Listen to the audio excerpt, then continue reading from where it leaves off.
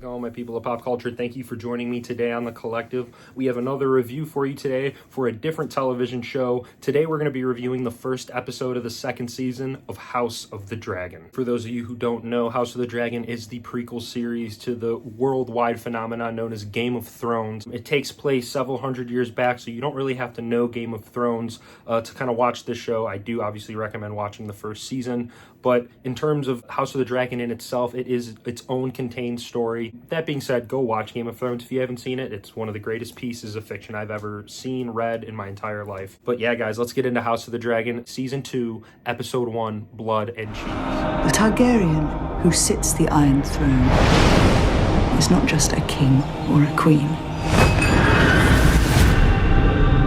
They are a protector of the realm.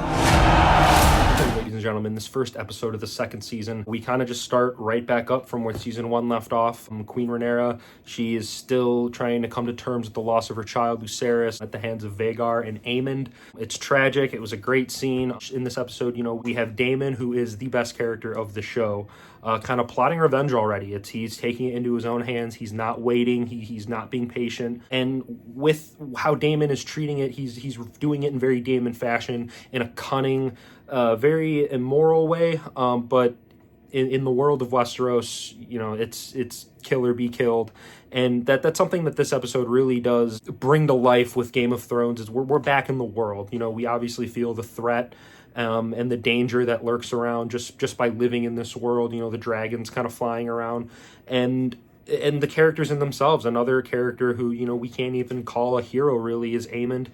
He makes a little appearance in this episode, not as big as you'd think, but he doesn't really feel sorry for the events that took place at the end of season 1. But the standout of the episode, I'm going to touch on this kind of going into the pros here, was Aegon. We got a lot more of him as king, and then if you don't remember in the first season, he was scared of being king. He didn't like the idea. He was very timid. And now he's kind of grown into himself. He's not really the most mature king that you would think, but we're obviously going to have to see what the rest of the season holds. As I'm trying to cover all aspects of the episode, I do have to touch on the High Towers.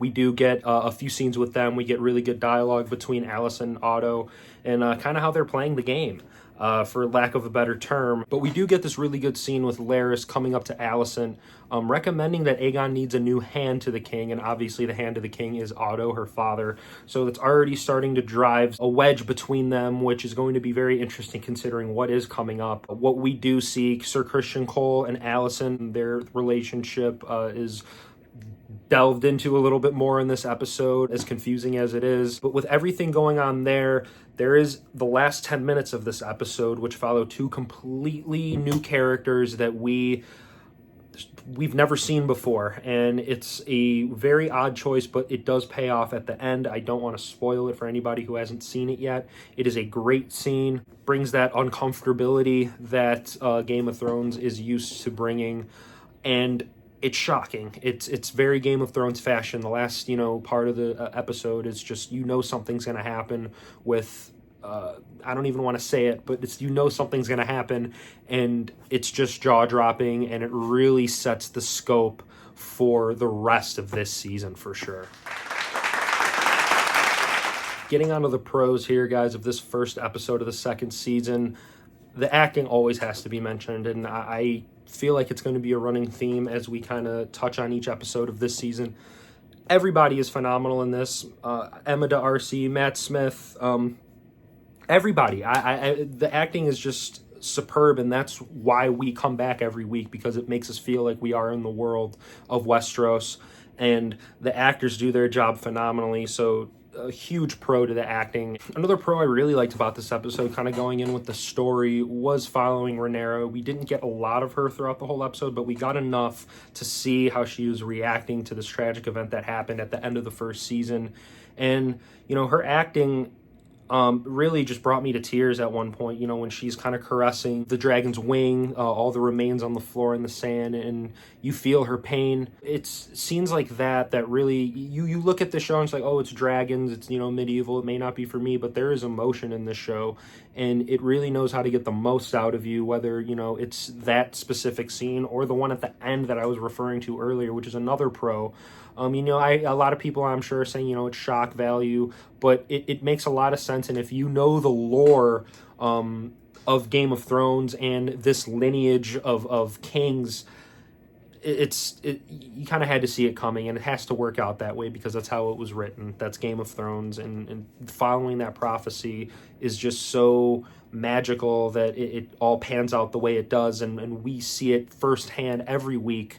This is one of the best shows ever. The CGI also, I would have to add into the pros. These dragons look phenomenal. The landscape, I don't know if they were filming all that on location or if it was half CGI, but they have like a layer for the dragons where they kind of like use steps to get up, and they have commodities for them, and I thought that was really cool. We don't see a lot of that in Game of Thrones because the dragons are, they're not really around as much, unless you watch the show.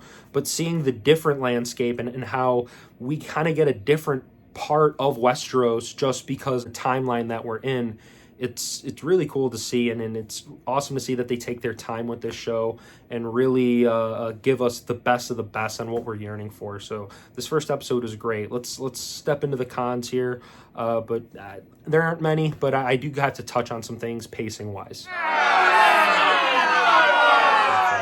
Let's get into the cons here, guys, and there are some. I will say for the first episode of the second season of this show that's so highly regarded and anticipated, it was a bit slow. I really wish we were kind of given a little bit more meat to chew on for this upcoming season. We have to wait weekly, which, I know I sound spoiled, but with the day of streaming, you have to put up a quality that keeps people coming back weekly. And it's not that House of the Dragon doesn't do that.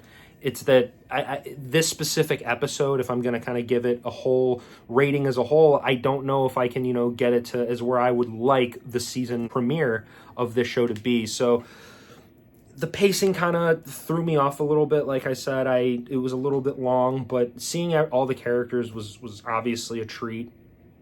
I do wish there was a little bit more of Rhaenyra in this episode, especially from that season finale that we got. It's kind of directed towards her the most. So I really wish we would have kind of seen a little bit more of that. What we did see was good, and I really appreciate it. I really wish there was more.